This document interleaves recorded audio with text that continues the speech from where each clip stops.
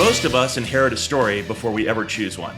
About family, about home, about what's normal. And in the South, those stories don't just sit quietly. They shape you until one day you stop and ask, what part of this is actually mine? Today on the Retire Southern podcast, I am sitting down with John T. Edge, author of House of Smoke.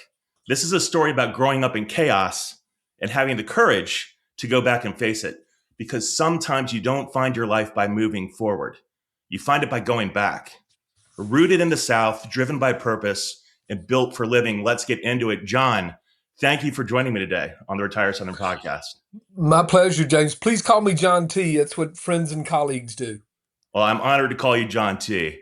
So we're going to go straight in. You kind of hit the writer right in the face, right at the beginning of the book. Yeah. You come out with that scene. You're running barefoot, bursting out of your door into the dark, a pistol shot, finding your mother crying in the rock garden. When you go back there now, what do you remember feeling in that moment? Bewilderment and deep, deep bone fright. The funny thing about writing a book, not that any of this part of the book is funny, it gets funny later, but, is that while I don't think writing a book is anything like therapy is therapy, you do begin to discern some cause and effect in your life. And for me, that scene of chasing my mother out the back door of our house as the screen door bangs and my feet hit gravel, I was running. And so much of the life that followed that was me running. As a writer, running up and down the road in search of a story, as a human running away from my past. And the reason I began the book with that scene is it was, in many ways, the beginning of my running. So those nights, it didn't happen once. At what point in your childhood did you realize that this, or maybe it wasn't your childhood, what point did you realize this wasn't an episode, but more of a pattern? I don't think I process that and understand how abnormal that is until much later in my life. And in many ways, I don't do that until I build a family of my own and realize what a house can be.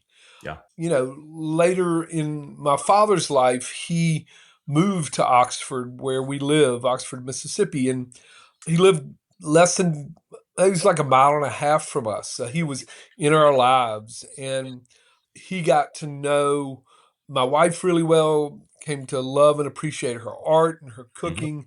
I mean, this is kind of a spoiler of the book, but the real lesson for me at the end of the book is that my father, late in life, could quit worrying about me because he saw this life I lived. So in many ways, I don't recognize the travails and the craziness of my own childhood until I make a life that is anything but that. Yeah, there's so much going on in your childhood. You write about when you were 8 years old, winter 1971, you walk into your parents' bedroom, you find your best friend's brother on the floor, dead. How did that moment start to shape how you saw the world at that age? I mean, it left me unsteady. I could make no sense of that moment. My brain pulled a cloak over that memory. I can remember finding him bleeding on my parents' bedroom floor, but I can't remember what comes after that. I don't know if my family, I don't know if we spent the night in the house that night. Did my parents sleep next to the space on the floor where he was bleeding out? In later life, you become aware that, if somebody has died in a house, that house has somehow becomes less valuable, becomes seen by some as not a place one wants to live. It's really not about the value. It's about whether somebody would want to live in a house where somebody had died. And I also think about that young man in this book. I try to find his grave, and I think I'll find it, but I'm not sure because there's no inscription. Mm. So I'm left just confused by all of that, Yeah. genuinely confused. And I'm left with this sense that I can probably never know what really happened. Yeah. Um, and for something that traumatic that you can't figure out, that you can't ever get to, it's not like a car crash where you know like this car T-boned that car and then you woke up a few days later. Like this is impossible to untether. There was so much tension, even with the break-ins in your house. What did it feel like growing up with that kind of fear of that also occurring constantly? I mean, I think for me, I carry a deep seated fear of guns. You know, I've been hunting once and I don't even know how I did that. My friend John Currents helped me learn how to shoot a shotgun so that we could go quail hunting. That was 20 years ago. Okay. Um, and before I started really digging into this, now I don't think I could ever pick up a gun because I've kind of reacquainted myself with the fear of guns. I don't have the resolve to use a gun. I remember when our son Jess was fairly young, we went to see one of the Planet of the Apes remakes. Yes. And there's a scene of violence and guns, and Jess, who was probably 10 at the time, reaches out to hold my hand Mm. because he knows how scared I am and how much violence disturbs me and really viscerally leaves me shrinking back from life. I just want to recoil from it all. Mhm. You were a storyteller from a very young age. You grew up in the home of the birthplace of a Confederate general, Alfred Iverson. And when people would see the historic marker on the drive, they would come up and you would stand on a wash pot and you would tell these stories like they were your own. Looking back at that now, do you feel like you were telling history or a repeated version of something that you had been handed? Well, I mean, in many cases, especially in the South, those are the same thing to a lot of people. That's fair. Yeah, that's fair. Okay. You know, so the history I knew as a boy was printed on the historical marker in front of our house. You read that and you would think Alfred Iverson, Brigadier General in the Confederacy, was a hero. Right. And I was born in 1962. And I was born into the midst of the civil rights movement Right. and into the midst of our nation's 100th commemoration of the Civil War, the 100th anniversary of the Civil War. So, there are two narratives coming at me, and one seemingly is settled, that of the Civil War and what the Civil War was about, and who someone like Albert Iverson was, and what his career meant, and how we should think about him. Seemingly settled. The civil rights movement was still playing out. So as a boy, I accepted those stories. I think I, in some way, depended upon them for a sense of, I don't know, a belief in exceptionalness of my place and my people, Hmm. white Southerners. And it took me a good while to tear down that facade and look behind that facade for the truth.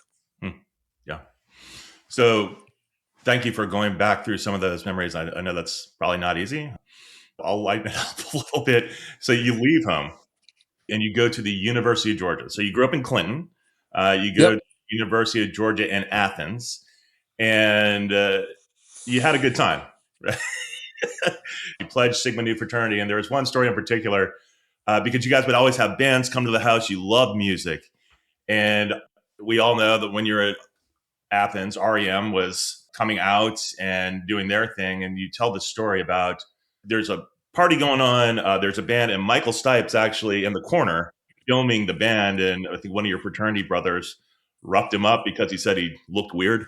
Looking back at that now, what is that? Does that make you feel anything about that world you're in, at that time? I mean, I was caught between two worlds in that moment.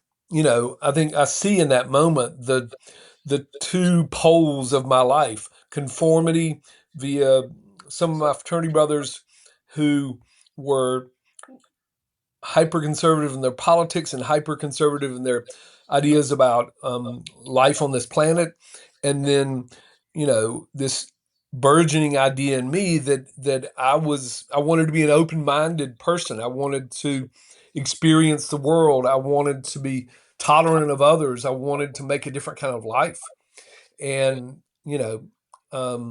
that moment when one of my fraternity brothers roughs up Michael Stipe feels like a moment of reckoning. Hmm. Whose side are you on, boy? I'm Right. on the side of Stipe. Since that moment, however many years ago, many moons ago, have you ever like crossed paths with Stipe again? Have you ever like reconnected with him in any way, or no? He came to a Southern Foodways Alliance event Okay. a couple decades back, and I met him there, but we haven't had a substantive conversation. Okay. Um, for this book, I interviewed one old fraternity brother who was in Limbo District, and another fraternity brother who was in Art in the Dark, which is another band from that era. And they helped me piece together that scene and can help me understand what transpired that night. At what point did you pick up the bug sprayer and start your concoction of jungle juice shots? Was it or bug juice? Yeah, it was like a kamikaze shot, I think. So that was, I mean, it's hard to say when I was a sophomore, or junior, or senior. I was a perpetual, he's about to graduate, and I never was about to graduate.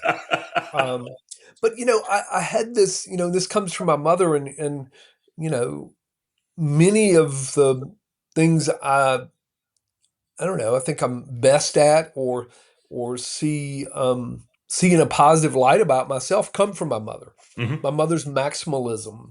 Yes. And to me, that was a maximalist thing. It's like, if we're going to serve kamikazes, let's just put them in a bug sprayer because that's efficient and fun and ridiculous. And if you're in a fraternity and you're going to stage a party and you're going to serve kamikaze shots, which is a ridiculous thing anyway, my thought was, well, let's just go one step, two step, three step further. Yeah. And I still think that way. Still think on how to elaborate ideas and make something grander. I just do it with a little more reasonableness now. Yeah, that was a brilliant move, by the way. I could just envision you running through a party like a Ghostbuster with a pack on your back and spraying shots. Yep. So perpetual graduate, or he's about to graduate, but you don't Right. graduate. You leave Athens without a degree. You move to Hotlanta. You spent a lot of time going there as a child with your family, and you land a job in corporate sales. So two questions around that: how did you actually pull that off, and how much of that was confidence that that you were betting on no one's going to look too closely to see that you didn't graduate?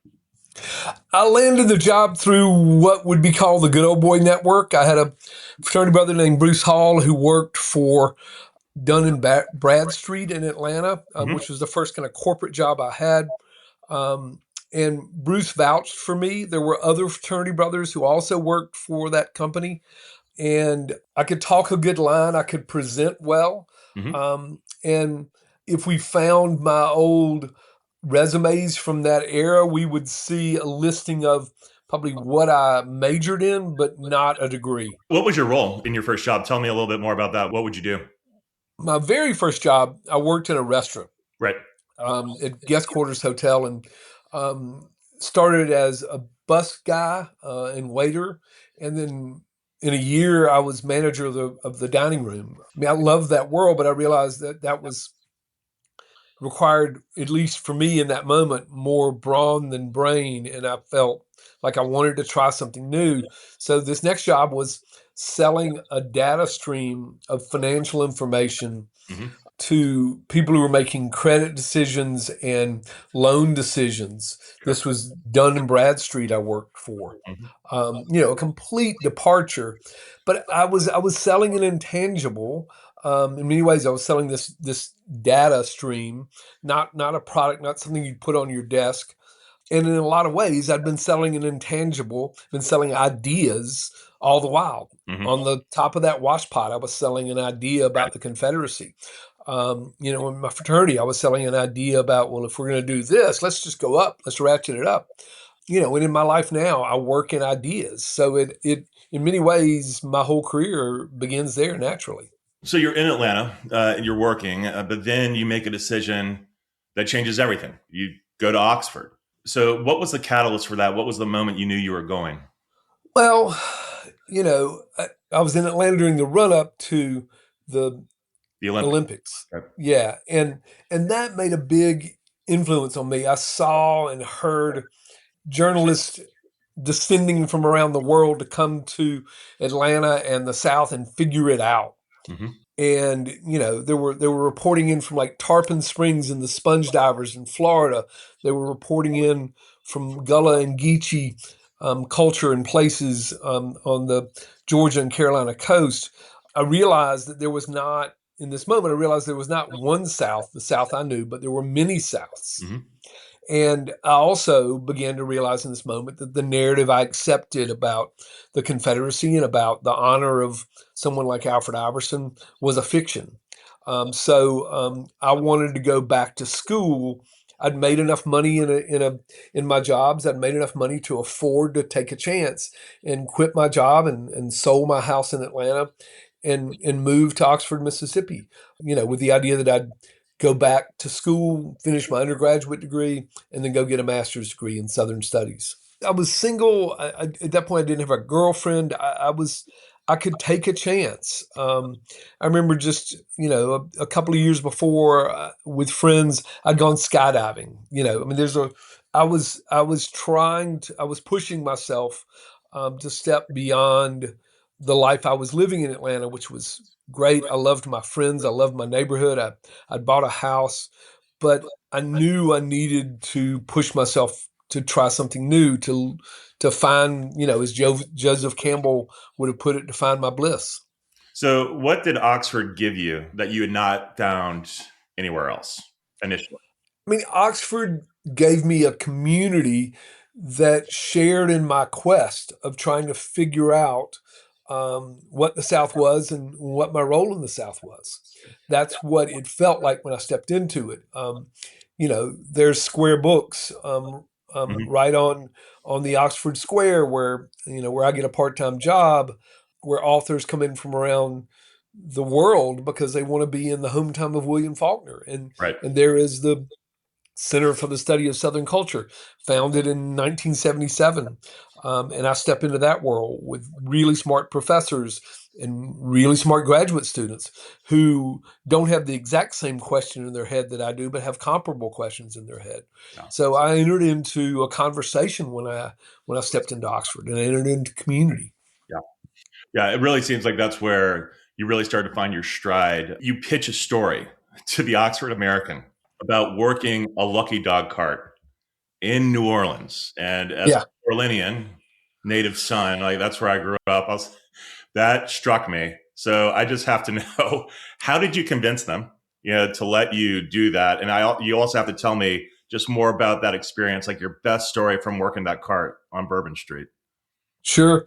So, I mean, when you're a young writer, and I think across a career, yes, it's about how good your copy is and whether you can write, but it's also whether you can think. Like you're selling the idea, the story, as well as your ability to write it. So I think the reason I got to break into the Oxford American is I had a good idea.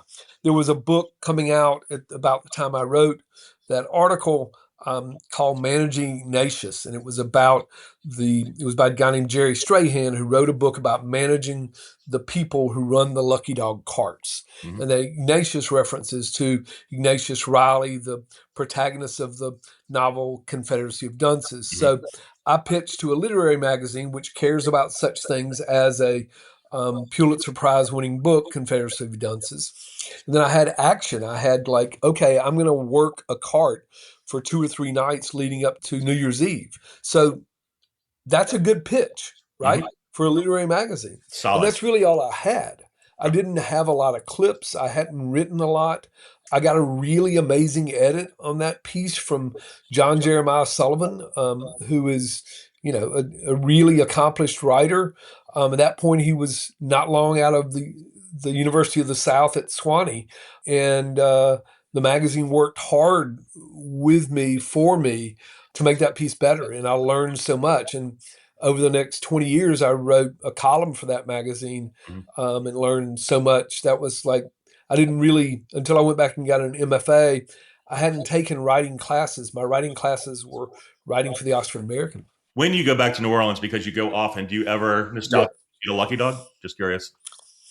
No, I don't think I've eaten a single one from that since that night. I know Yeah. too much. Oh, yeah. Two things that stick with me. One of the vendors made these balsa wood models of Lucky Dog carts and then sold them. And I have that on the bar in our house, Mhm. set up on the bar as a reminder of that moment. The other thing I remember is just Alice, the primary vendor with whom I worked. I remember her smile, and I remember her pride in her work, and I remember her pride in taking care of me. She didn't want me to get my ass kicked on that cart, Right. and she wasn't going to let anybody come after me.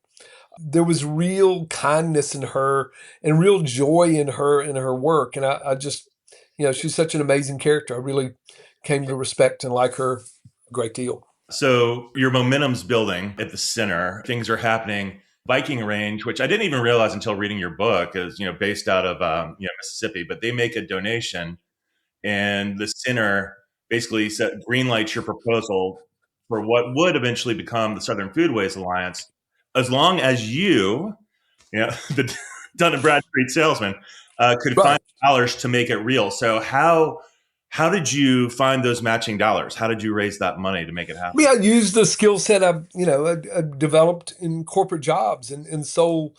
I didn't call them sponsorships, but sold corporations on supporting the effort. Corporations like White Lily and Bryan Foods and people like that. White Lily at that point was based in Knoxville. Bryan Foods in Mississippi. West Point, yeah. Um, yeah. So I sold them on being corporate underwriters. So the Southern Foodways Alliance is fully rolling.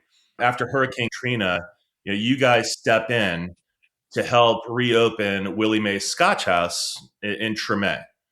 And you go down there with a whole cast of characters, including John Currance and many others. So can you tell us a little bit, about that project and how you Yeah. guys all came together to help reopen Scotch House? So in the weeks after Katrina hit and the levees failed, so many people across the South, across the nation, were looking for a way to contribute. Many of us, myself included, love that city and owe so much to that city, and felt like we were going to pay down our debt of pleasure we owed to New Orleans. So how do we help? And it was a massive problem. And but here in Willie Mae's Scotch House was a discrete problem. A restaurant that was flooded out, and there was a nonprofit. I think it was the Heritage Conservation Network was the name of the group, and they isolated Willie Mae's. They were looking for a vernacular building. I believe that's the term they used. Mm-hmm. A traditional style building that in a business that they could help revive, and they had the expertise. They were focused on architecture and the building trades, and so they asked SFA, Southern Foodways Alliance, which I then directed, to provide the labor. So we then mobilized, and we put out a call for volunteers to fly to New Orleans or drive to New Orleans, and work to tear apart and build back this fried chicken restaurant in the Tremay neighborhood of New Orleans, Willie Mae's Scotch House. So that effort became, for a lot of people, a symbol of the rebuild. And we, the Southern Foodways Alliance, provided the labor. So you guys work together, you get it reopened. Willie Mae, soon after, I mean, she has dementia that starts to set in and really take over.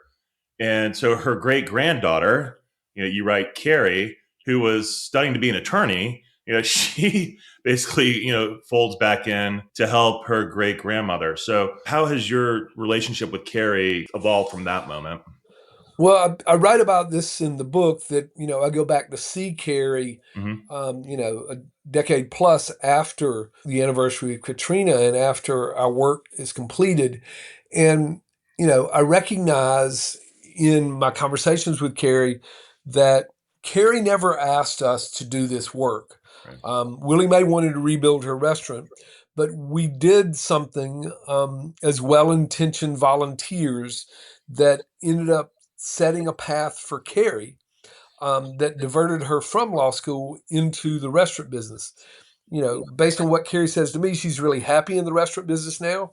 But I know, based on our conversations, that path from her career as she knew it to the career she found wasn't an easy transition. Right. And returning to talk to Carrie about this many years later, I realized that, good work done with good intent can have unintended consequences, and it often does. I think for any of us who wish to do good work, especially in places that are not our own. I live in Mississippi. She lives in New Orleans. We need to ask ourselves hard questions, and I ask those hard questions on the back end of that effort, and I'm suggesting that in the future I would want to ask those hard questions on the front end. In the Pot Liquor Papers, you told the story of Booker Wright at Lusco's in Greenwood, Mississippi. The story about race, power, and the cost to speak honestly in the South, and that story stayed with you. Before Lusco's closes, you go back and you sit down with the owners, the Pinkstons. What pulled you back into that moment? I recognized that I had been the originator of a lot of inquiry into Lusco's, into its Jim Crow past. I commissioned an oratorio about the life of Booker Wright that played Carnegie Hall. Mhm. I had been the originator of, you would say, criticism of Lusco's, of its paternalistic past. Mhm. And so when Lusco's closed, I felt a responsibility to go see Andy and Karen, the current owners, and acknowledge my role in not the demise of their restaurant. I don't think my work led to the demise of the restaurant, but my work led to, I think, in part, a new way of thinking about that restaurant. Yeah. The story before had been, here's the story of an immigrant family that rises from the ashes, or that rises to run a restaurant that endures. And the story changes in part through my work. And I wanted to acknowledge that to Andy and Karen. You can almost feel it when you're reading it. Your heart is thumping in your chest as you're having this conversation. Do you still feel like there's something unresolved there? Um, I don't know. I think the end of that conversation is what I wrote in the book. Yeah. Like I tried to be as fair as I possibly could be, with that family and with myself. Hmm. To me, that's the end of the conversation. Yeah. I listened to Andy and Karen when I was there, that day speaking with them, and then I answered that, at least tried to think about what they said, what I'd done over time, and then come to some conclusion Mhm. in the book itself. So you win a James Beard Award for your writing, Right? My Mother's Catfish Stew, and almost in the same breath, after the conversation with Tundi, you're stepping away from the Southern Foodways Alliance after more, than 20 years. So how on earth do you process going from that kind of high to Yeah. that kind of exit? I had a really hard time processing that. I was, the thing I found out as I'm writing this book, and the thing I find out, through my work today, I'm 5 years now into a new job, um, at the University of Mississippi, that I needed to make a change. I had done what I wanted to do and needed to do with the Southern Foodways Alliance, and it was time for me, um, to step aside and let other people lead. Hmm. We talked at the top of this conversation about, those moments in the early 90s when I was jumping out of an airplane and completely changing my life. Hmm. There are times, I believe, in our life when we need to make a change, a substantive change, and we don't often know it. And sometimes the change comes for us, Hmm. and that's what leads us to make it, to take a new path. And for me, that moment in 20, while really, really hard to endure, was the prompt I needed to get to do the things I'm doing now and to get to write this book. Quite honestly, I don't think I would have written this book were it not for 20. And I'm thankful for having written this book. I love what you just said. Sometimes the change finds us. I can certainly relate to that. So In the closing chapter of the book, there are a few lines that really caught my attention. The first one is in reference to your mother. The worst of her is forever Yeah. in me. The best is too. Yeah. When did that realization hit you? I mean, that's one of the things that you figure out when you really bear down Hmm. on what you think about something. I mean, that's what a memoir requires. If you think about that opening scene of my mother running out of the house with a gun in her hand and Hmm. me chasing her, like, if you're going to write a memoir, you've got to tell the toughest things. You've got to share the ugliest moments. Hmm. And so, I carried away from this book a knowledge that what I had witnessed inside and out my house as a boy was horrific, and that the unsteadiness I felt across time was a result of that. But then I also recognized that the guy who kind of fought his way back from flunking out of college to earn 3 degrees and found a nationally important food organization and build a career as a writer, that person owes a deep debt to my mother. My mother's great social skills, my mother's willingness and want to talk with anyone, my mother's intellectual acuity, my mother's sense of style and beauty, all those things Hmm. I owe to her. Yeah. So the best and worst is in Yeah. me, and so long as I came out of this book better appreciating the best of my mother, not to look past or ignore the worst. But I think part of the responsibility as we grow older is to figure out what to carry forward and what to leave behind. And I think that's the core of a life in your 60s and 70s. What do you carry forward? And then what do you purposefully leave behind? That's the whole gig, man. Man, you should consider a career in therapy. I think you could be I've pretty had good at it. enough of it. So you carry my mother's catfish stew with you now through Blair, right? So Yeah. she's done an adaptation of that recipe. What does that mean to you? Um, my wife Blair accepted my family and my story and my mother as part of her own life. She met my mother once, and she's gotten to know my mother genuinely through this book process and through me telling stories. And Blair has learned to love my mother as I've learned to love my mother. And we've done that together. Like Blair's commitment to cook that stew is a way to conjure my mother, to Hmm. bring my mother back. That stew comes from my mother's childhood. And when Blair cooks that, she summons that past in our present. I love this line. You write, Mississippi is hard on a soul, and that is why it feels like home. Just give me a little more color around that. Well, you know, Mississippi is a place that demands your attention and stewardship. Mississippi is a place in need of much. The measures of many different things, access to health care, income, so many other measures, Hmm. put Mississippi near the bottom. And yet, Mississippi is home because I accept Mississippi and I love Mississippi. I think our job as humans is to recognize that criticism, well rendered, well intended, is an act of love. A want and a belief that your place or your people can be better. And Mississippi requires that of you. Mississippi requires you to contribute. Mississippi is never quiet. Mississippi is always asking, Yeah. who are you, boy? What are you going to do? How are you Okay. going to contribute? And that's why it feels like home. I Mhm. like those questions. Yeah. And I feel like I have purpose here. And more than anything, I love this place and its people. Broken, yes, not. I don't love Mississippi despite its brokenness. I love it because it's brokenness, because almost every place deep down is broken in its own different way.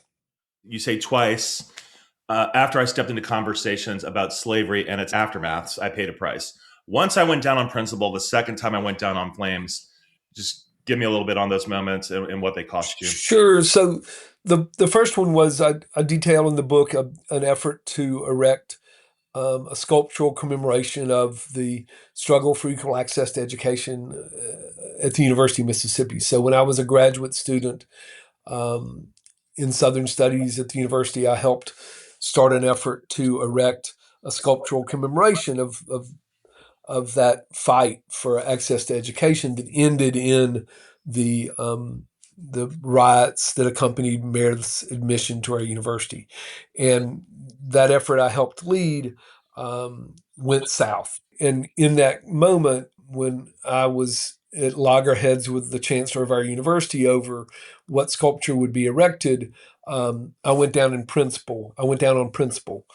Later, during that moment in 2020, I went down, I would argue, and I do in the book, based on hubris, based on my want to speak in a moment when I didn't need to speak.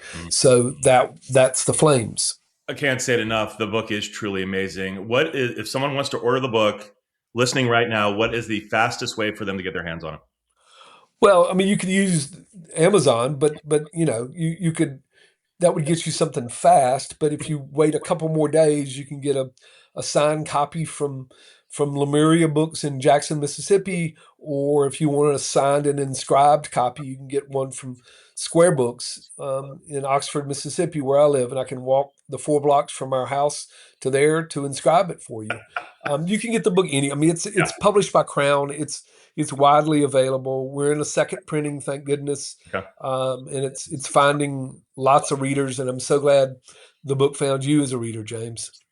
A lot of this book is about the story I inherited. I inherited that story from the South.